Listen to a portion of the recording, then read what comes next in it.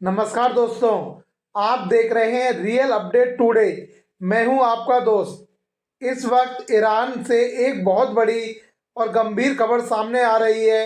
Iran में लगातार हो रहे हिंसा और विरोध प्रदर्शन को देखते हुए भारत सरकार ने अपने नागरिकों के लिए एडवाइजरी जारी की है और भारतीयों की निकासी का काम स्टार्ट हो चुका है। सबसे बड़ा सवाल ये है, क्या ईरान में कुछ बड़ा होने वाला है और भारत ने इतना बड़ा फैसला क्यों लिया? आज इस वीडियो में हम आपको बिना अफवाह, सिर्फ ऑफिशियल और कंफर्म अपडेट के साथ पूरी सच्चाई बताएंगे। वीडियो को आखिरी तक जरूर देखिए क्योंकि आखिरी हिस्सा बहुत ही इम्पोर्टेंट होने वाला है।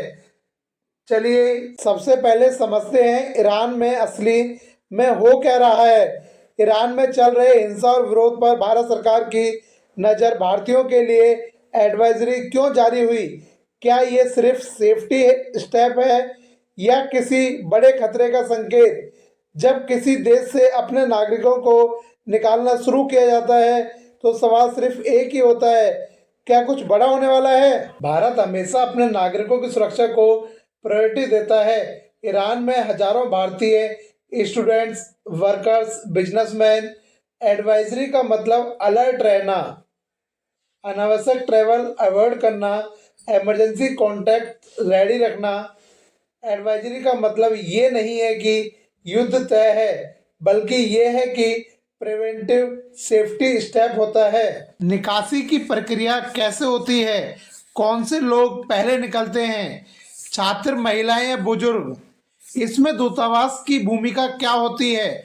जैसा कि पहले आपने देखा है, यूक्रेन और अफगानिस्तान में भी हो चुका है। सबसे पहले उन स्टूडेंट्स को निकाला जाता है जो कि बिल्कुल छोटे होते हैं, जो या अकेले रहते हैं, जिनका फॉरेन कंट्री में कोई भी गार्जियन नहीं होता है। लोकल सपोर्ट का एक्सपीरियंस उन्हें बहुत ही कम होता है। उसके बाद आता है महिलाएं। महिलाओं में होता है सबसे पहले प्रेग्नेंट वुमेन, उसके बाद आती हैं सिंगल वुमेन, महिलाएं जो बच्चों के साथ हों। क्राइसिस सिचुएशन में सेफ्टी रिस्क उनका ज़्यादा होता है। इसके बाद आते हैं बुजुर्ग, क्योंकि चलने फिरने में उन्हें दिक्कत होती है, बहुत सारे हेल्थ इशू होते हैं, इमरजेंसी ट्रैवल उनके लिए बहुत ही मुश्किल होता है। उसके बाद आते हैं बीमार और दिव्यांग लोग, जिन्हें रेगुलर मेडिसिन चाहिए, मेडिकल सुपरविजन बहुत ज़रूरी होता है। उसके बाद लास्ट में आते हैं वो युवा जो हेल्थी फिट होते हैं, जिनकी फिजिकल स्ट्रेंथ ज़्यादा होती है, इमरजेंसी को थोड़ा बेटर हैंडल कर सकते हैं और वो दूसरे लोगों को बाहर निकालने में मदद भी कर पाते हैं। अब सबसे बड़ा सवाल ये है कि ईरान और अमेरिका एक दूसरे के इतने बड़े दुश्मन होने के बाद भी सीधी जंग क्यों नहीं लड़ते? अमेरिका के पास दुनिया की सबसे मजबूत सेना है और ईरान के पास परमाणु बम। अगर सीधा युद्ध हुआ, तेल के रेट 2 से 3 गुना बढ़ सकते हैं, वर्ल्ड की इकोनॉमी क्रैश हो सकती है, मध्य पूर्व में पूरी तरह से आग में जल जाएगा। इसलिए प्रॉक्सी वार होता है, डायरेक्ट वार नहीं। प्रॉक्सी वार का मतलब होता है खुद लड़ने की बजाय किसी और के कंधे पर बंदूक रखकर चलाना। Iran, Lebanon, Yemen, America, Israel, Saudi Arabia. जब भी मिडल ईस्ट में अटैक होता है, पर्दे के पीछे ईरान या अमेरिका का नाम जरूर होता है। दोस्तों, दूतावास में निकासी की पूरी प्रक्रिया सबसे अहम होती है। सबसे पहले दूतावास अपने देश के लोगों का डाटा इकट्ठा करता है, कौन कहाँ है, कौन सुरक्षित है और कौन मदद चाहता है। इसके बाद दूतावास के हेल्पलाइन नंबर और इमरजेंसी नंबर जारी रहते हैं ताकि हर भारतीय सीधा दूतावास से संपर्क कर सके। अगर किसी के पास पासपोर्ट या यात्रा दस्तावेज नहीं है तो दूतावास के लिए आपातकालीन यात्रा दस्तावेज भी बनवाती है। दूतावास स्थानीय सरकार और सुरक्षा एजेंसियों के साथ समन्वय करती है ताकि लोगों को कोई नुकसान ना हो और सबसे महत्वपूर्ण काम सुरक्षित मार्ग और परिवहन का इंतजाम करती है, जैसे बस, फ्लाइट या बॉर्डर क्रॉसिंग। सीधे भाषा में कहूँ तो संकट के समय दूतावास हनुमान जी बन जाती है और भारतीयों की सबसे बड़ी सहारा होती है। जैसे हनुमान जी संकट मोचन के नाम से जाने जाते हैं, ऐसे ही जब किसी भी देश पे आपदा आती है तो उस टाइम पे उनका जो दूतावास होता है उनके लिए ही सबसे बड़ा सहारा होता है। दोस्तों, अगर हमें समझना है कि ईरान से निकासी कैसे होगी तो हमें पहले पिछले निकासी उदाहरणों को देखना होगा।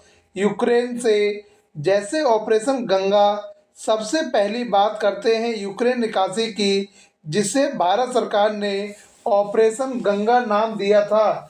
रूस यूक्रेन युद्ध के दौरान हजारों भारतीय छात्र यूक्रेन में फंस गए थे। कि निकासी की खास बात यह है कि सरकार के पास योजना का समय बहुत ही ज़्यादा था।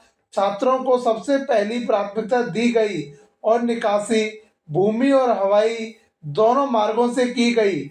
उसके लिए दूतावास ने पोलैंड, रोमानिया और हंगरी जैसे देशों के साथ बेहतर समन्वय स्थापित करके लोगों को सुरक्षित निकाला।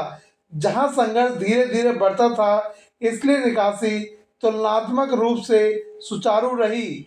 एक अफगानिस्तान युद्ध की बात करते हैं, उसमें भारत सरकार ने ऑपरेशन देवी शक्ति का नाम दिया, जो था बिल्कुल अलग और ज़्यादा खतरनाक।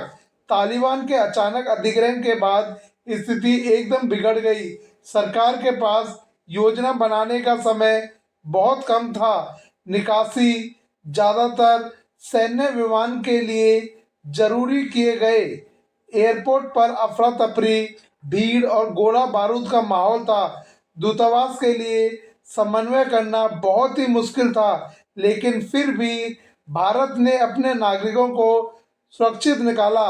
अगर हम दोनों निकासी की तुलना करें तो फर्क बिल्कुल साफ है।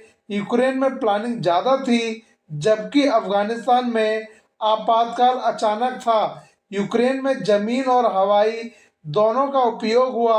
अफगानिस्तान में ज़्यादातर हवाई मार्ग का ही उपयोग हुआ और सबसे बड़ी बात, स्थिति का स्वभाव बिल्कुल अलग था। अब सवाल ये है, ईरान की स्थिति किस मॉडल के ज़्यादा करीब है? अगर प्लानिंग का टाइम मिलता है, यूक्रेन को खाली कराने के लिए चरणबद्ध तरीके से कार्रवाई की जा सकती थी, और अगर स्थिति अचानक बिगड़ती है तो अफगानिस्तान में आपातकालीन जैसे कदम उठाने होंगे। इसी के लिए सरकार और दूतावास हर कदम फूंक फूंक कर रख रही है। दोस्तों, जब भी किसी देश से निकासी होती है तब सबसे जरूरी होता है सही जानकारी और सही फैसला। सबसे पहले सिर्फ और सिर्फ दूतावास के आधिकारिक स्रोतों पर भरोसा करें। सोशल मीडिया पर चल रही अफवाहों से दूर रहें। अपने जरूरी दस्तावेज हमेशा अपने साथ तैयार रखें, जैसे पासपोर्ट, वीजा, आईडी और आपातकालीन कागजात। दूतावास द्वारा बताए गए सुरक्षित संयोजन बिंदु और मार्गों को ध्यान से जांचें और बिना बताए जगह ना बदलें। फेक न्यूज़ या गलत सलाह देने वालों से बचना बहुत ज़रूरी है, क्योंकि एक गलत फैसला जान के लिए खतरा बन सकता है। सबसे महत्वपूर्ण बात, शांत रहें, घबराएं नहीं और दूतावास और सरकार के हर निर्देश का पालन करें। याद रखो, निकासी एक प्रक्रिया होती है और सुरक्षा सबसे पहले आती है। इसी के साथ हम इस पूरे मुद्दे को यही खत्म करते हैं। दोस्तों, आप पूरी निकासी प्रक्रिया के बारे में क्या सोचते हैं? अपनी राय कमेंट बॉक्स में ज़रूर लिखिए। ऐसे ही सच्ची और नवीनतम जानकारी के लिए हमारे चैनल रियल अपडेट टुडे को सब्सक्राइब करना ना भूलें। वीडियो अच्छी लगी हो तो लाइक ज़रूर करें और हर भारतीय तक ये ज़रूरी जानकारी पहुंचाने के लिए वीडियो को शेयर ज़रूर करें। मैं हूं आपके साथ रियल अपडेट टुडे, जहां मिलती हैं हर बड़ी खबर सबसे पहले।